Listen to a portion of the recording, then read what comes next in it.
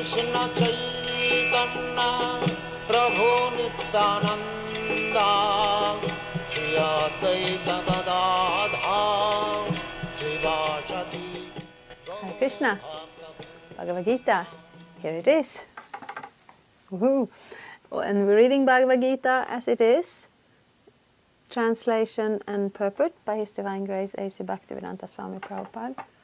So we are reading text 45 of the second chapter of Bhagavad-gita, contents of the Gita summarized, and the Sanskrit is as follows.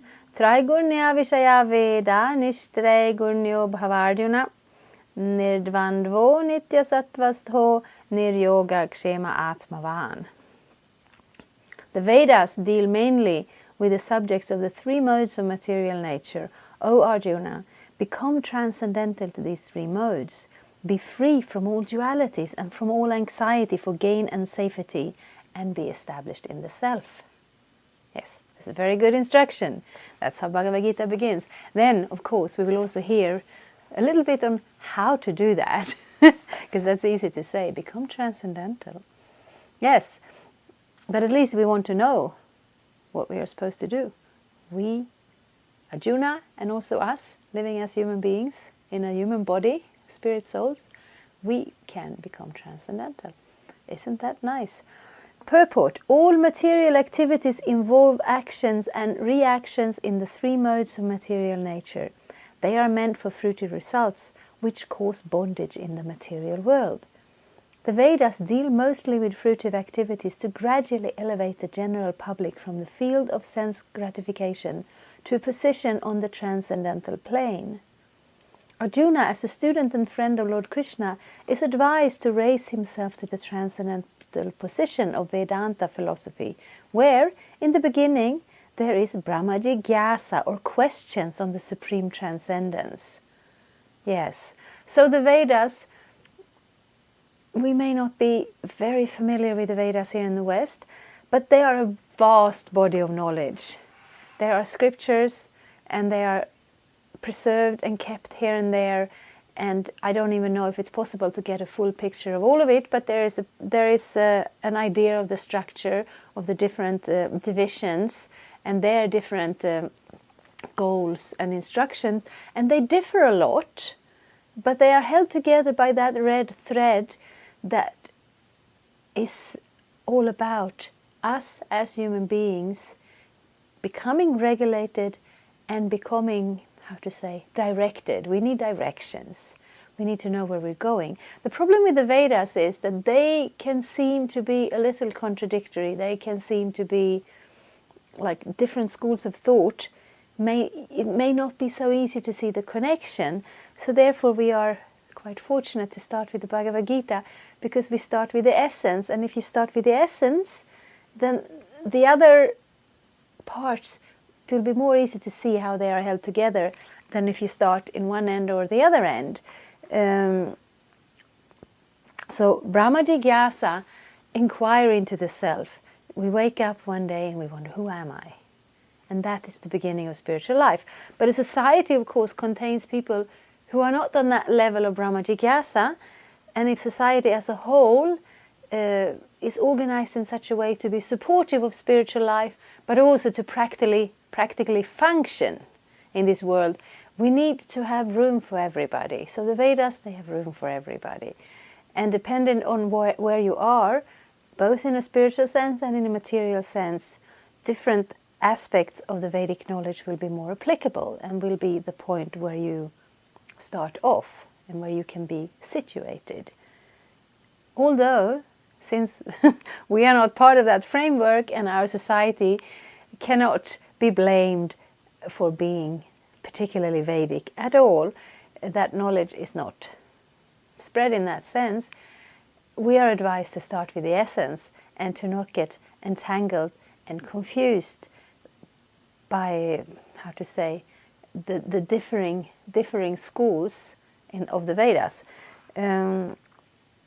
All the living entities who are in this material world are struggling very hard for existence. For them, the Lord, after creation of the material world, gave the Vedic wisdom advising how to live and get rid of the material entanglement.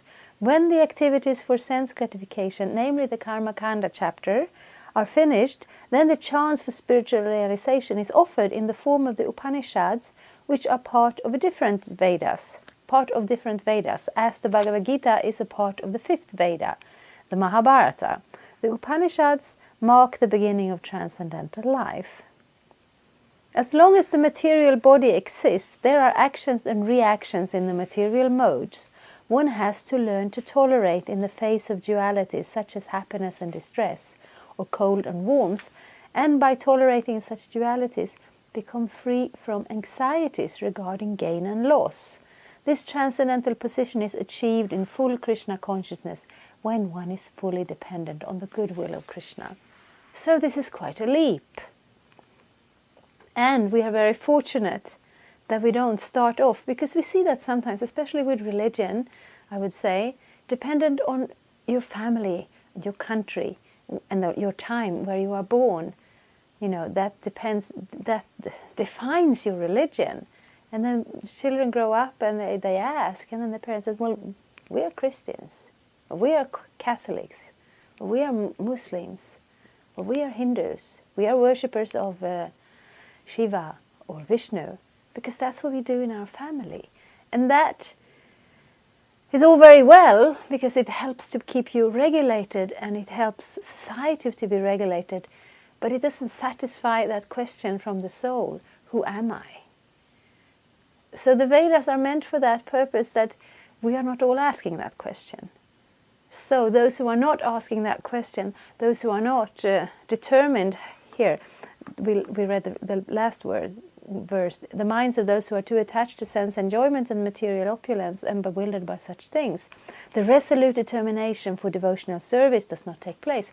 So if you don't have that resolute determination, you will hear the Bhagavad-gita, you will watch some, religious ceremonies and rituals and so on, but it won't be your main focus. So then the Vedas are there to give us all a path, or a section of the path, because it's actually one path. It all goes from the material world and it goes back to Krishna. But depending on where we are, different things will be more important or seem more relevant. So if you're at that stage where you're very much entangled with the fruitive nature of working for gaining something, then the Vedas recommend do it in a regulated way. Do it in a way that, okay, you are there, but at least you're pointing forward. And then the next level is this Jnana Kanda, where you study, where you become a little transcendental, where you rise above the identification with the material body. And ultimately, we want to reach the full spiritual realization, where we can fully realize the nature of the spiritual world. That isn't just some theory, or that isn't just, we are not just transporting our living room with our family and putting it in the paradise. We have to understand the mood, the life, the existence in the spiritual world that is very dynamic and very joyful and very much alive, but very different from these ideas that we have, where we identify with a family or with a country or even with a specific religion, where we want to gain something. We give something, we give some work, or we give some friendship, and we want something back. That is not the spiritual world. But that part of existence where we have relationship, where we have desires, where we have a full life, that is there. But those other aspects of the Vedic path, or the Vedic sections, are not taking us there directly, because that's not where we want to go. But when we want to go there, and even sometimes when we don't want to go there, Krishna, somehow out of his kindness, puts us in contact with the Bhagavad-gita, puts us in contact with persons who are following and realizing that, the blooming of the Vedic knowledge, not just the struggle, not just the growth, but the actual goal. So that's a question we often get. well, if there is a God, why are there so many different religions and so many paths? And the answer is very simple. It's the fact that Krishna knows us, and he knows we are not one homogeneous mass that he can fit inside one box. And, sometimes religion try to do that. They try to put us all in a box and hit us over the head with what is right and what is wrong. But it's just like school. You go to school to study math. This is a very simple example. But it's not that you put all the math students in one room and they do one thing. No, when you come in your first year, you will have to learn the numbers. And then maybe you can add the numbers and subtract the numbers and maybe do it a little playfully with, things, not just writing in a book. And then you get a little higher and you learn division and multiplication, and math goes on almost infinitely advanced your mathematics can become. It's all mathematics, but depending on the student's level of understanding, and also dependent on the student's aptitude, interest. You can't give them more than they are able to understand, and you can't put them at a pace that they are not comfortable with. Oh yeah, they need maybe a little bit of a push. Very few people naturally comes to school and say, give me more math. My daughter did that. Give me more math. I'm done. Give me the next book for the next year. She loved math. She still loves math. I think that's somewhat unusual. But with spiritual life, it's a little bit similar. In the Vedas, nothing in the Vedas will take you away from your spiritual life. But depending on your level and your of realization, and your level of interest, maybe you get to start on different sections. Now in this Kali Yuga, that is a little bit of a risky situation, because if you start on some aspect of the Vedas and then you die and then you're born again, your next life, as a human being hopefully, maybe we don't exactly know the state of society, because this age is considered very, very risky and very materialistic. So therefore, Krishna especially reaches out to us with the Bhagavad-gita, and later through his coming in the aspect of Chaitanya Mahaprabhu, through the chanting of the Hare Krishna mantra. Because Prabhupada is saying that the Vedas is like taking step by step, lifetime after lifetime, and gradually advancing. This is not mechanical. You can also, of course, step out of it if you want to. But if you're a little bit serious, you get a little bit elevated and you continue. But in this age, this is very risky. If you get a little bit of an elevation and then your next birth, you may not meet with that association that is conducive to continuing your spiritual life. So you may kind of fall out of it.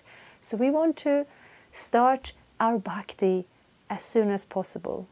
We want to hear about Krishna, and especially we have the opportunity to hear his holy name, chant his holy name. And then our spiritual realization will grow much faster, and it will be much less risky. We can actually, Prabhupada says that, if we follow Krishna's instructions for Bhakti Yoga, I'm getting a little bit ahead of myself. This is still the second chapter, but I wanted to say that. We can actually get to the point of complete perfection of Krishna consciousness within one lifetime. This is a little bit astonishing. And it is quite possible. And even if we don't, we can get enough of a level of realization that even if we take birth in a little bit unfortunate situation, that level will propel us to find, and it will also induce Krishna to give us the opportunity to continue our spiritual life where we ended. But it's good to understand this. Sometimes it is confusing. Religions, they are so different, they look different, they act different. Yes, it's because Krishna is not just focusing on that group that is on the highest class or in the middle class. There is something for everybody, but if we add our own sincerity and our own Brahma Jigyasa, our own inquiry into our spiritual nature, our identity as a spirit soul, then that will be the best use of this human form of life. Thank you very much. Hare Krishna. Thank you for watching. We aim for updates every Tuesday and Friday. Please come back. If you have any questions or comments, please leave them down there. We also have some links and information for you. And there is, of course, the subscribe button. Thank you. Hare Krishna. I'm a Hare Krishna, and I approve this message. Subscribe. Vandeham Shri Guru